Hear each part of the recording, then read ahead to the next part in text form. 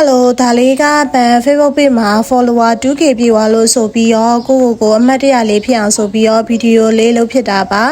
ဒီတစ်ခေါက်မှာကြတော့ဗီဒီယိုကတီးတန့်ရိုက်ထားတာကမရှိတဲ့အတွက်ပန်ရိုက်ထားတဲ့ဗီဒီယိုလေးတွေကိုပဲစုပြီးတော့ဗီဒီယိုလေးတစ်ပုဒ်ပြန်ပြီးတော့လုပ်လိုက်ပါတယ်နောက်တစ်ခေါက်ကျရင်တော့တီးတန့်ကိုပြောချင်တဲ့အကြောင်းအရာလေးတစ်ခုကိုပြောပြီးတော့ဗီဒီယိုလေးတစ်ခုလုပ်မယ်ပေါ့နော် 3k ပြည့်သွားတဲ့အခါကျရင်နောက်ထပ်တစ်ပုဒ်ပြောင်းရိုက်ပါမယ် follower 2k ကနည်းနည်းလေးဆိုပြီးမဲ့ကိုအတွက်တော့ 2k လဲ 2k ပဲပေါ့နော် follow လုပ်ပေးတဲ့လူရှိမှ follower ရတာဆိုတော့ 2k လဲကိုအတွက်တော့မနေဘူးပေါ့နော်ပြီးတော့ Facebook page မှာဘန်ကစပြီးတော့ဖွင့်ထားတာကတစ်လလောက်ပဲရှိပါသေးတယ်YouTube မှာလည်းဖွင့်ထားတယ်ပေါ့နော်ဒီလမှစပြီးတော့ YouTube တွေ Facebook တွေကစပြီးတော့ဖွင့်ဖြစ်တာပါ follower က Facebook မှာက 2k ပြည့်သွားတော့